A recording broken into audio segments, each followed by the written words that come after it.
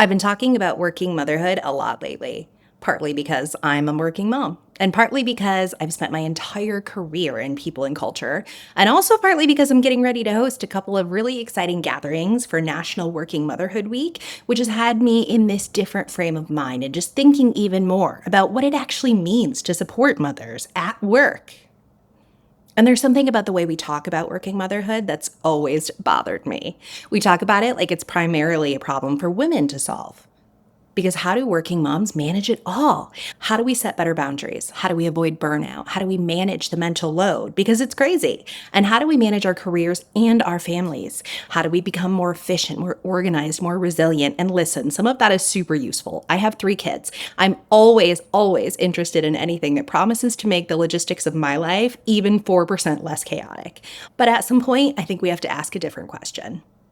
Why are we spending so much time teaching working mothers how to better navigate systems that weren't actually designed with their lives in mind? Welcome back to Worth the Work, honest conversations about engagement, culture, leadership, and modern work. I'm Courtni Hughes-Bochenek, and today I want to talk about working motherhood. But maybe more importantly, I want to talk about work, because working motherhood isn't just a women's issue, it's a workplace issue. There are plenty of things about being a working mother that your employer cannot fix for you. They will not be able to help you make your kids sleep through the night or make daycare less expensive. They definitely can't even make those schools stop scheduling things at 10:30 on a Tuesday morning or 1 p.m. on a Wednesday afternoon. They cannot make your partner notice that you're somehow the only damn person in the house who knows when you're almost out of toothpaste. But I don't think it's reasonable to expect our employers to solve every difficult thing happening in our lives. Work is still there. There are still expectations, deadlines, customers, clients, and results that have to be delivered. There's times when the job actually requires something from you at a really inconvenient moment. Supporting working mothers does not mean removing accountability. I actually think we do this conversation sometimes a disservice when we reframe it that way, because the question isn't, how do we make work easier for mothers? The better question is really, when are we making work unnecessarily harder? Think about how many workplace norms we accept simply because they've always existed. The 8 a.m. meeting that absolutely could have happened at 9 o'clock. The 5 p.m. meeting that somehow becomes a test of who's willing to stay the latest. The leader who says they support flexibility but still makes little comments when somebody has to leave at 4:30. The employee who's incredibly productive from home but is starting to be perceived as less committed because people don't physically see them as often. The networking event after work, the last-minute travel, the assumption that the person who's most available must also be the person who's most ambitious. None of those things explicitly say this workplace is harder for parents, but collectively, they do make it significantly harder to be one. And mothers often feel that friction more acutely because even in households where both parents work, women still frequently carry a disproportionate share of caregiving and household responsibilities. So when workplaces build cultures around constant availability, they're not operating in some neutral environment. They're interacting with the reality that people go home to. Here's where I think this gets kind of gross and complicated. Because I don't want a workplace where mothers are automatically treated differently. I don't want someone looking at a working mom and automatically thinking, she has kids, let's not give her that project. Or she probably doesn't want to travel. She probably can't handle this right now. She won't want the promotion. Sometimes what looks like consideration is actually just an assumption, and those assumptions can become their own kind of penalty. You don't support someone by deciding what they are capable of. You ask them. Maybe you're right. Maybe she doesn't want to travel right now, but maybe she absolutely does. Maybe she doesn't want the promotion this year. Maybe she wants it more than ever. Maybe she needs flexibility around when she works, and maybe she doesn't. There isn't one universal working mother experience. There isn't even one universal experience of motherhood, and I think that's where workplaces sometimes get it wrong. We go looking for the working mom policy, but people don't need to be managed as categories. They need to be treated like people. I also think we need to talk about ambition, because there's this strange thing that happens when women become mothers. We start watching their ambition.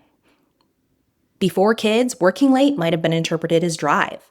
After kids, leaving at 5 suddenly makes people wonder whether she still is committed. And sometimes her ambition has changed. That's allowed.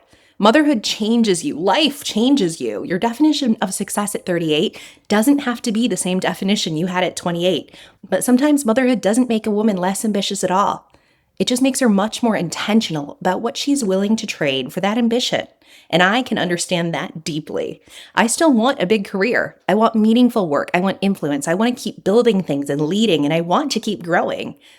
But I also want to be there for the basketball games, for the days of school, for the random Tuesday night when one of my kids crawls over to me needing something because they suddenly decided that's the moment that they want to tell me everything happening in their life. And I want to be there. I don't want to choose between being deeply invested in my work and deeply invested in my life. And I don't think wanting both makes someone unrealistic. I think it makes them human.